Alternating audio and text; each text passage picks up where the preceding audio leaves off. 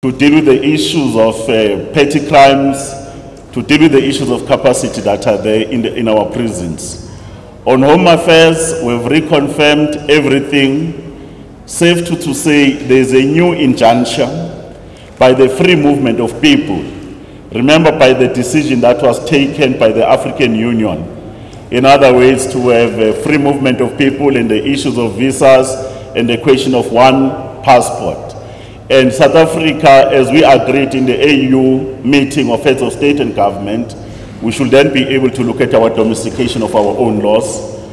The work around the implementation of the Border Management Agency will proceed. As you know, that Parliament has reached a stage that it has concluded its own processes. We need to be able to deal with that one.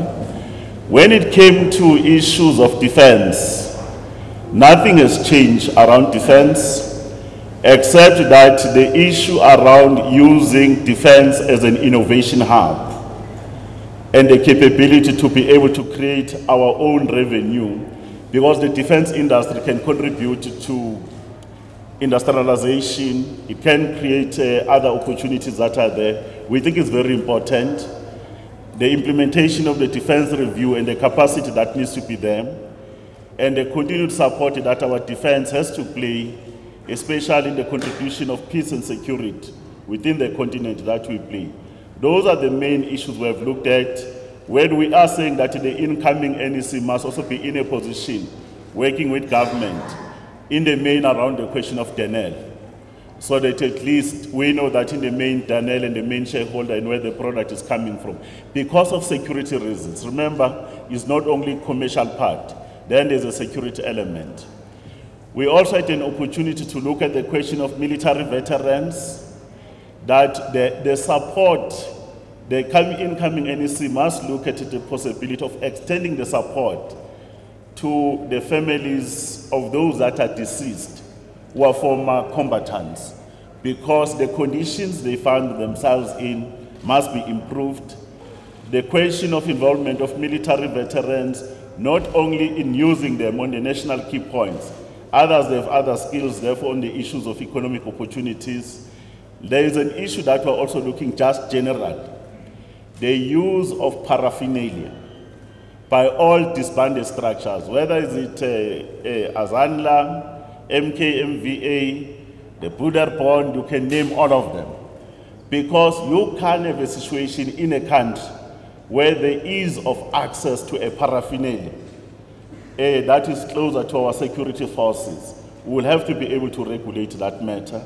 It came up very sharply, and including the issues of conduct, that we should be able to look at conduct issues. On private security, nothing has changed, but a discussion and a possible regulation with respect to where private security is using the same uniform like our law enforcement agencies. It creates some challenges. We know that there have been incidents of criminality where people are actually having access either to clothing, to blue lights, other things that they are using. And we said, let's deal with that issue. With respect to the police, we've reconfirmed the question that the number of police must be increased. Remember, the ratio was 1 is around 3, it's 1 police person, around more than 300 citizens to be looked at.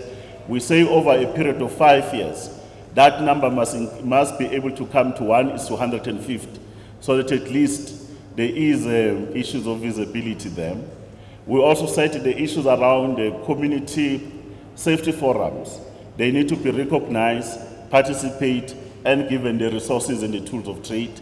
And in traditional communities, we're saying the traditional councils are there. How are they supposed to come in and play an important role? The other issues, I think there's nothing that has changed. But generally from our side, we work in the committee of peace and stability. We're also very involved in terms of securing of this event.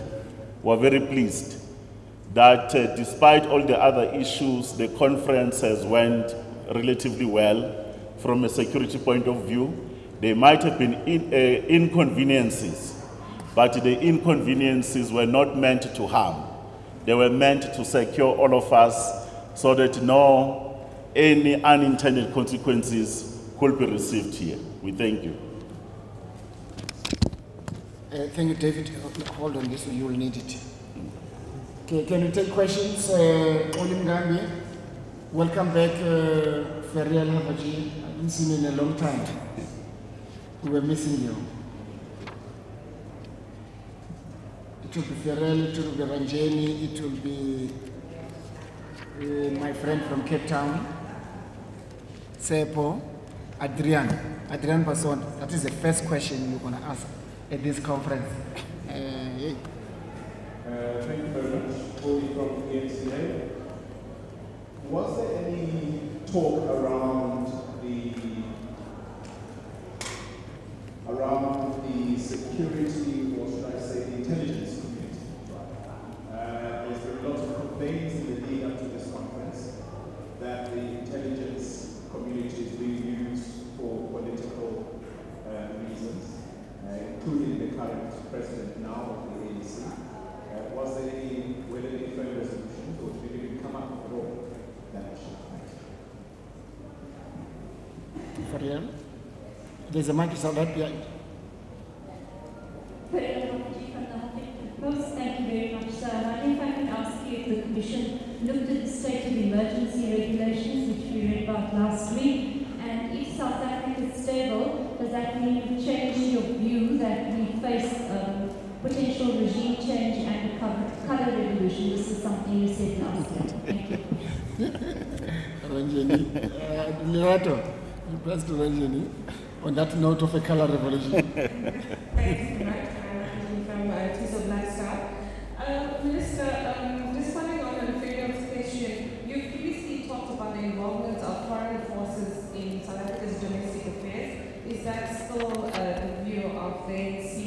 And secondly, the ANC has always been a human rights-based organization. How does the ANC feel about the increased securitization of the state? Thank you.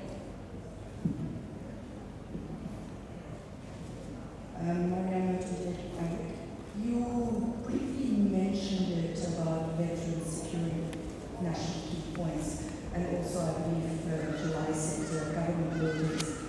Did the discussions actually talk about some of the details? Because obviously the veterans are non-statutory forces in the sense that they're not the SANDF. Are you looking at moves to establish security companies of military veterans?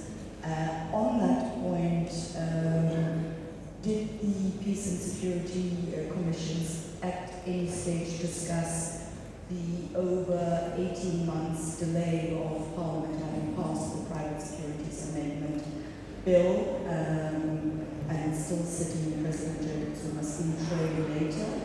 And also in terms of the state of emergency regulations, was this discussed in Commission, and even if it wasn't, do you think if South Africa is stable, do we really need to have such discussions at this stage? Thank you.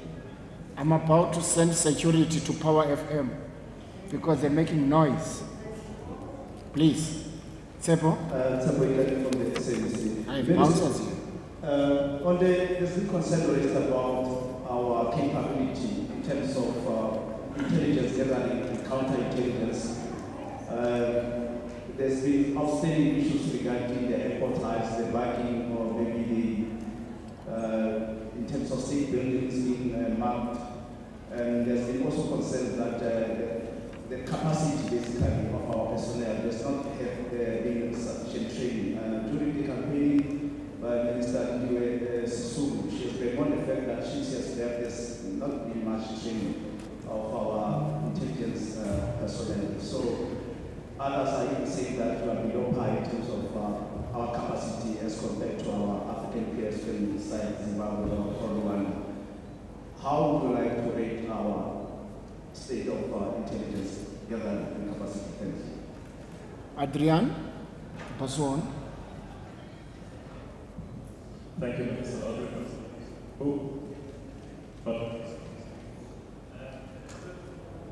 It's not me. Adrian? It's not me. We're going to accuse Mahlobo now, I know. We accuse him of all sorts of things, but not. I hope you're right.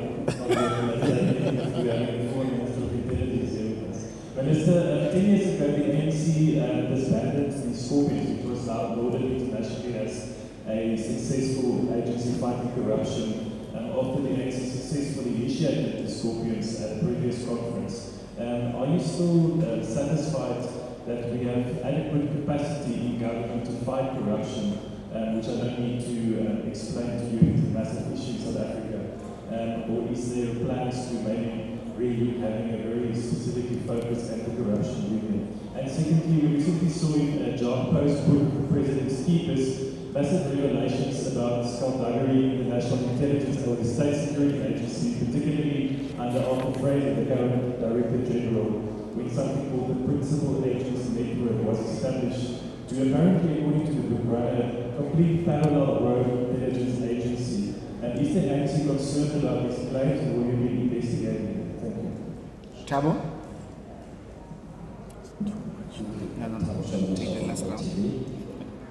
The first issue is the issue of the briefing of black lawyers. And so you remember that there was a concern previously in the document that black lawyers were not being briefed sufficiently by government, and that impeded on the developmental state, especially tradition that you had anticipated. Was there anything concrete that came out of it in terms of the resolution? And the second issue, this one comes from Polokwane.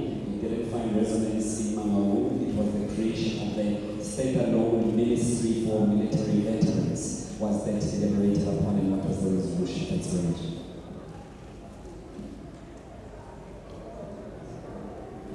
I picked up on a matter from Jacqueline FM. Minister, I just quickly wanted to ask with regards to comments that you made in the previous portfolio.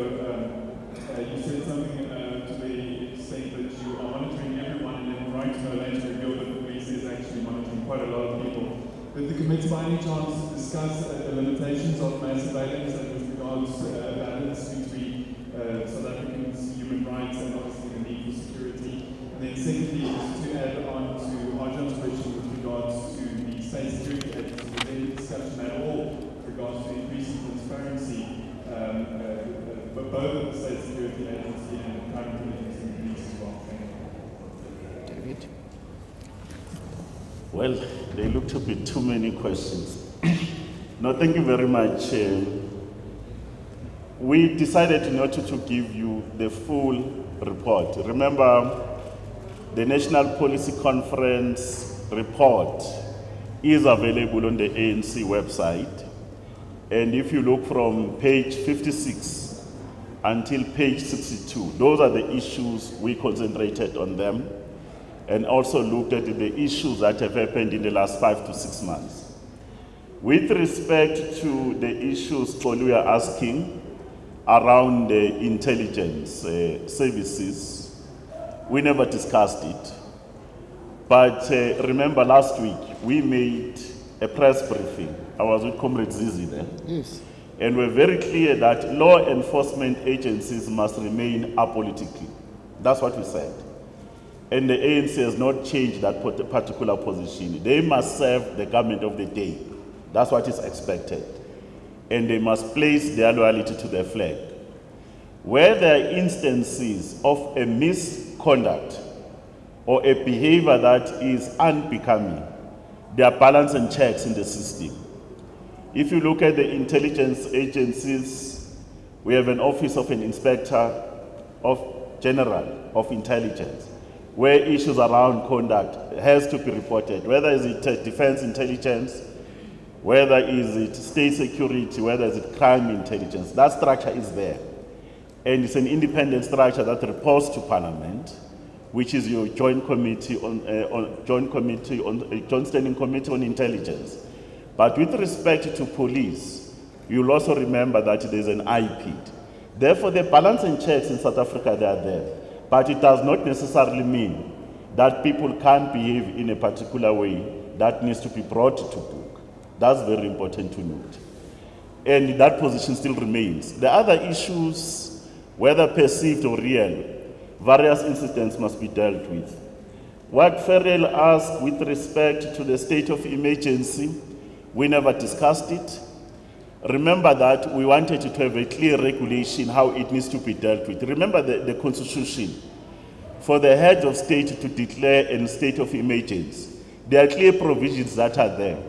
But the Constitution, for you to be able to know under what conditions and what needs to be done, because all the tenets of the Constitution must either be supported by additional legislation.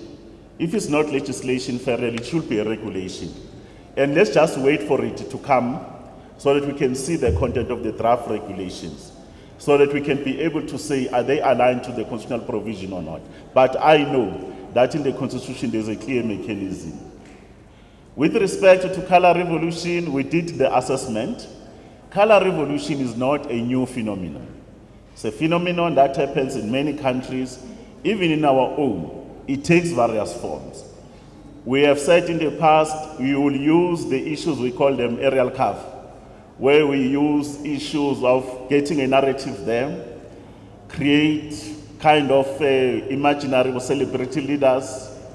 But in the main, the ANC is very cognizant that color revolution will never work unless the ANC minimizes the mistakes it makes. Because they can only succeed if you make mistakes either in terms of governance or the manner we handle our own organization, or the organization has issues of disunity. That's why we maintain these issues. But let's not say color revolution is not there. It takes place in different forms. But you don't want to blame people when you have a capability to be able to handle those issues. Foreign forces, they are here. They have an interest. We also have interest in what is happening everywhere. The only difference is how foreign forces do certain work. If immediately you start to get into issues of espionage, subversion, you deal with it. But we actually have an interest. All of them, they have an interest in us, we have an interest in them. It's just the normal way of a tradecraft. Human rights and security. There are people who think the two are actually in conflict. There is an inherent tension between the two, but they are always mutually dependent. You can't raise the issues of human rights as if they are more important than security matters. Including security people, they can't raise security issues as if they are more important than human rights. They coexist, and it's a very good inherent tension, but it depends on our capability to manage the balance. But there is always a story about those who are human rights activists. They believe that it must be elevated more than anything. Security class themselves, they believe that it needs to do that. That's why those of us who are in leadership, let's find the balance. National key points. The national key points, remember we said, any self-respecting country, it can't be looked after by people who are not South Africans. We raised it. And if we use military veterans, when we talk about military veterans, we're not speaking about MK comrades. We speak about all military veterans. Remember the integration that happened. There are those military veterans that were working for the former apartheid government, other ones working for the TPV states, others were working for liberation movements. They are all there, they are all referred as military veterans. Hence the department is there. The department is confirmed, it has to happen, the resolution is not new.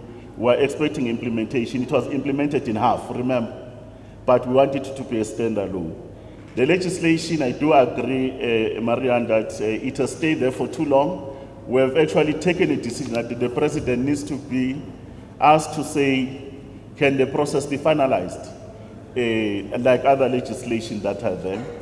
The capability of intelligence, you know there will be different views, but those people who are actually running there are a number of operations they do, whether it's counter-terrorism, the cyber attacks that are happening, and the number of operations. The only difference about intelligence, they don't actually stand on the rooftop and say, we've done this, we've done this. That's what they do. And if there are lapses, it's not that it's actually unique in South Africa. Lapses are happening internationally. But the reality that we say that South Africa is relatively stable is because of the hard work that men and women that are working in intelligence services, whether state security, crime intelligence, or defense intelligence, they have done a good job. Even those of you who know the work that the FIB actually did in the DRC, if you never had intelligence, how would you have dealt with M23 and others? But there still has to be further training. You can't stop. There must be further training They must be given more resources. And the issues of the challenges of today, they evolve all the time. And I know when I was deployed there, we've sent them to the best countries in the world. They are properly trained. And they are one of the best. In the continent, they look to us. Question by Adrian. The question around, I will not speak about scorpions. A decision was made, long time ago, implemented. Our capacity to fight corruption, I agree, it needs to be enhanced. One, on the question of investigations, but also on the question of speedy prosecution that is successful. We've done a number of instances, a number of investigative reports are sitting there, and we want those reports to people to be brought to court. Go to municipalities, you're having Section 106 reports that are sitting there. Come to provinces, you have the auditor reports that are sitting there, public protector reports that are there, the SIU reports that are there, and the ANC says there is no room for corruption. We just have to implement the things that are there, and including the agencies that deal with anti-corruption agencies, they just must improve their coordination so that they become effective. Well, the book up around Judge Paul, I will not respond. You know that the department concerned in government, it has taken steps. They are within their right. Let's watch the process, how far it will go. You can engage in public, but it's not taking us anywhere. I will have my own view, but it was not what we discussed in plenary. The briefing, Thabo, about black lawyers is a decision that has been made.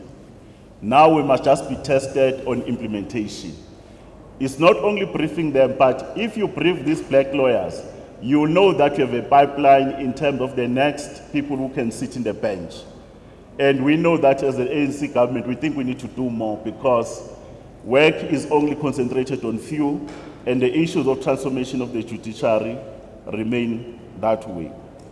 The issue around, Peter, on mass surveillance, we never discussed it, but you know that there's an issue about certain people who took government to court around the question of RICA and other issues. Let's allow our courts, which are the best institution, because now there's a dispute, and the dispute can be bestly adjudicated by an institution we trust. Issues around transparency for intelligence. Remember, intelligence is a trade craft. There is a level of transparency, but there's also a level to say there are issues for operational reasons you can't disclose.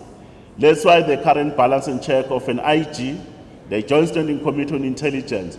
Don't even forget that people actually, they even ask questions in Parliament, where ministers of intelligence, they appear there and answer questions. But if it is operational, it's a tradition, international one. It's not a new one. You don't discuss operations. You can discuss policy, hold them accountable for certain things they do, and we will know that activists will always want to push the envelope on transparency. Equally so, those securocrats will say, no, but you're opening us too much. I thank you. Thank you very much, David. We will take 5 minutes break. The next commission is ready, Legislature and Governance. We'll allow you a few minutes to file and cross live. From Nazareth. For real? Thank you.